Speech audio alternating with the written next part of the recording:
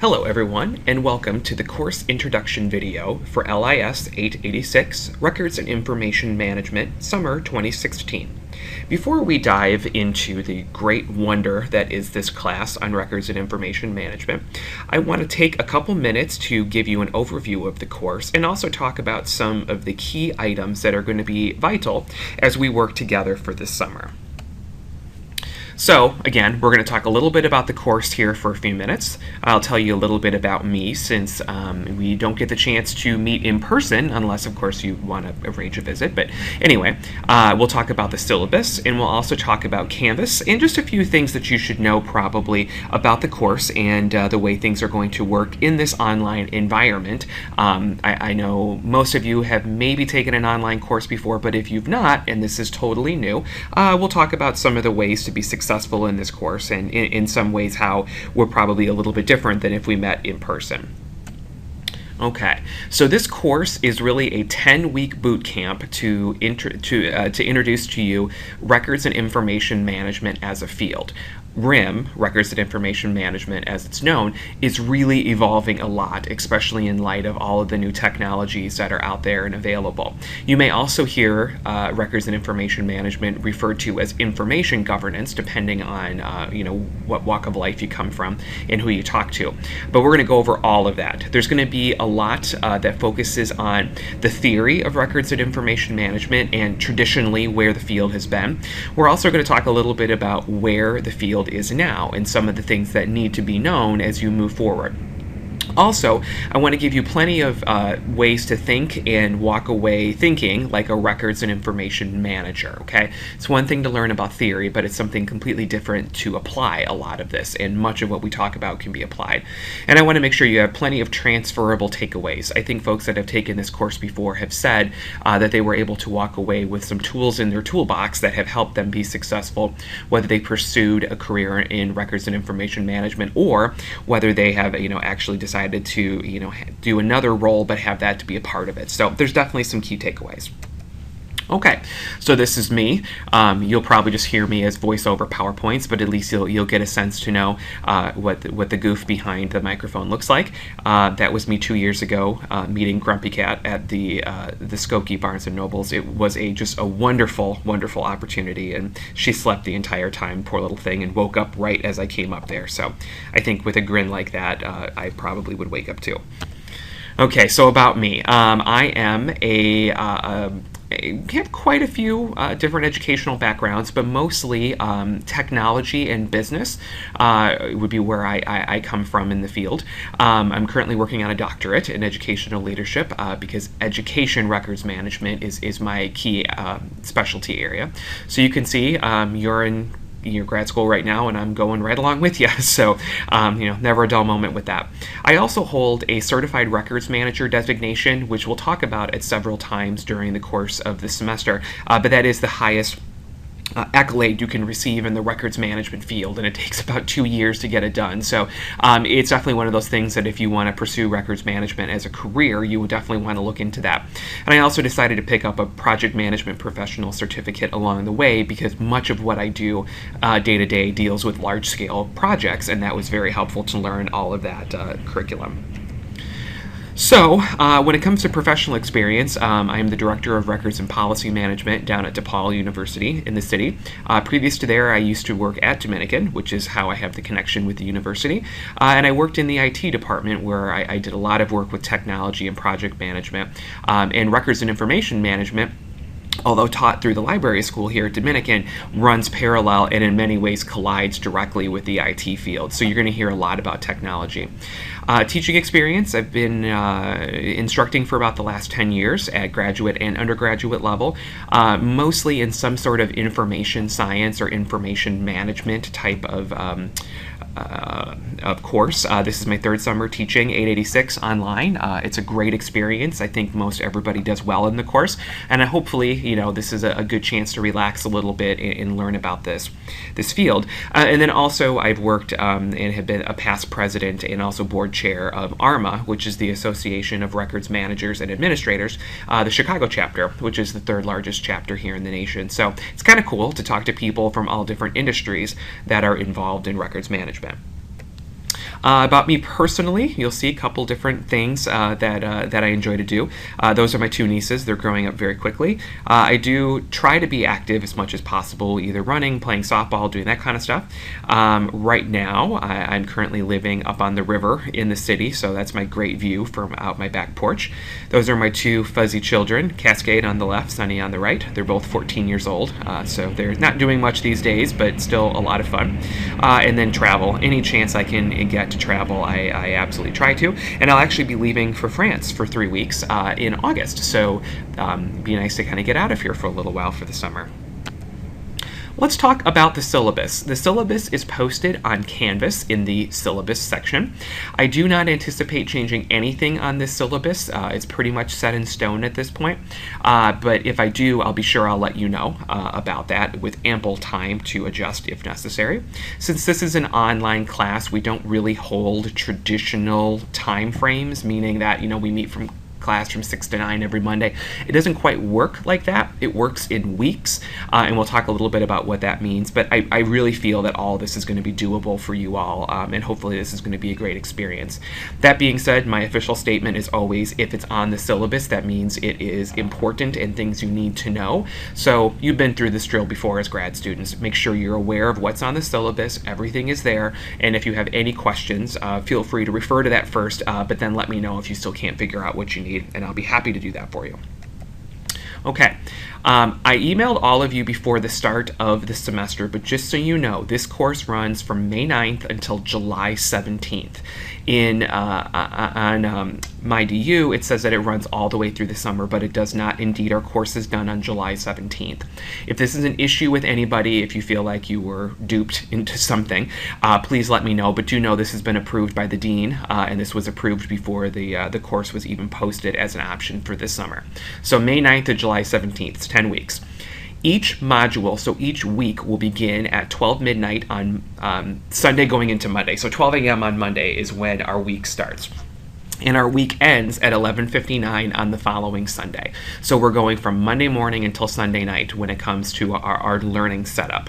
And also the end of each module week is a work deadline. So what I don't allow folks to do, unless there's an extreme emergency, which I need to know about, I don't allow folks to carry weeks over. What needs to be done in 1 week needs to be done in 1 week. And my hope is that the course is laid out clear enough for you that that shouldn't be an issue. But do know that you have to get everything done in the course of the week unless the directions state otherwise. Moving on, the absolute best way to get me is electronically. That doesn't mean I won't meet with you in person. It doesn't mean that I won't talk on the phone. But if you want a fast response, I live on my email. Send me a message. The easiest way to do this to make sure that I get it with no issues is to email me through the inbox in Canvas. That goes directly to my email, and I get the message. So do that. I've had some issues in the past with my Dominican email account, so again, I ask you to email me through Canvas. If you're not sure how to do that, please let me know, and I'll gladly walk you through it. My general rule is that I will return your email within 24 hours. I think you will find that it will come a lot quicker than that, but 24 hours is definitely my rule. If you've not heard from me in 24 hours, send another message, because it's very likely that I didn't get it. Also, too, I'm willing to make phone appointments, Skype appointments. I could also meet you if you're in the Chicago area somewhere. We just need more time to arrange that, obviously. But happy to talk to you. Have talked to folks on the phone before in the past and also met in person. So whatever is your style, we will make it work. Here are the 2 books that I would require for you. The books are available through the bookstore. I've also provided you with the ISBN numbers, wink, wink.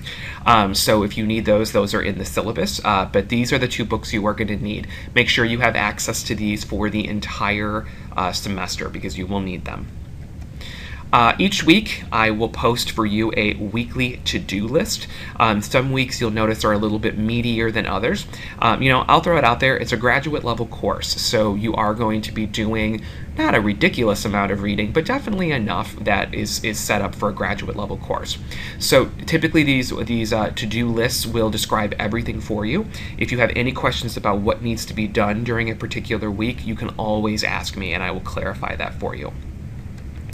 Every week you'll have readings, and that basically is going to give you the baseline content. My professional teaching motto is that I would never assign something that is just extraneous.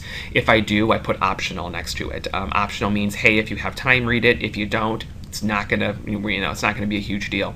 Make sure that you're reading every week, and then after you've read, make sure you watch the commentary videos.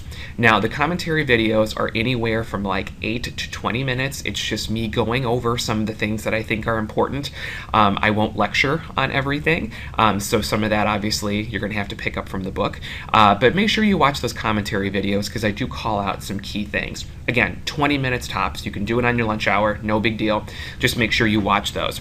I'll also give you a couple articles if I think they're appropriate, and they just expand on everything that's there. So basically, I'm trying to give you a full picture of the topic for the week. There are discussion posts in this class. Obviously, because we're not in person, we're going to need to do some of that discussion electronically. All right, so each module except for the first week, so each week except for the first week has one and only one discussion post to it. The first week has two because there's also an introduction post. Each week, what you're going to need to do is post 3 times, okay? The first one is going to be your initial post that answers the question, and then you're going to have 2 follow-up posts. The rule is no more than 2 posts in a day. So, for example, if you're a procrastinator, which fine, whatever, if you want to post your initial post and reply to somebody else on Friday and then do your second post on Saturday, you are covered. No worry there. If you want to do them on 3 distinct days, go for it. No biggie to me. But you do need to have those done. You do notice that there are word limits, 500 and 150. Now, I'm not counting precisely to the letter, but again, let's be honest with each other here. This is a graduate level course. You simply can't reply I agree, and sort of leave it at that. You're at a higher analytical level here, so there's a reason. I know some folks in the past have struggled to try to put together 500 words. It's not that hard. It's like writing a 1-page paper, okay? So what you're going to need to do is get that out there. That's the limit of what I need from you. A lot of this is going to be driven by discussion, so it's important you participate in that. Also, make sure you're using good syntax and grammar and that you're using graduate level thought and professionalism. I have not had any issues in 3 years of teaching this online of folks get heated with each other. We don't really have that kind of content, but do know that that is expected of you. I need to make sure that we're keeping a good civil community going online. If you have any questions about the discussion posts, as always, let me know. There are 4 quizzes throughout the semester. Each of them are 20 questions each. They come from the readings, so there's really no surprises there. The reason why I am doing quizzes with this and have found this to be successful is because, as I mentioned previously, the Certified Records Manager exam is a 6-part exam, each of which has the first 5 parts of it are 100 questions multiple choice, and the second one is a case study. You'll notice our course is set up basically like I'm training you to be a Certified Records Manager, okay? So there are some very short quizzes that are in there to make sure that you're understanding the concept. It also is one of those things that as you become a professional, there are certification standards for some of these fields, and it's not going to be unusual that you're going to be asked to take exams, okay? So this is a good simulation for that. 4 quizzes, 20 questions each. They're clearly posted on Canvas as to when you need to do them, so if you have any questions, let me know. There are 2 writing assignments that come along with the course. The first one is the professional interview paper. What I'm going to ask you to do, and the directions are posted on Canvas, is for you to go and actually interview a professional in records or information management in the Chicago area. Some of you are working now and maybe know somebody who's in the field. That would be a perfect person to interview. If you are completely coming up with nobody that you think you know in information management or information governance or perhaps an IT field that deals with records, let me know. I do know quite a few people in the field, so I could set you up with somebody.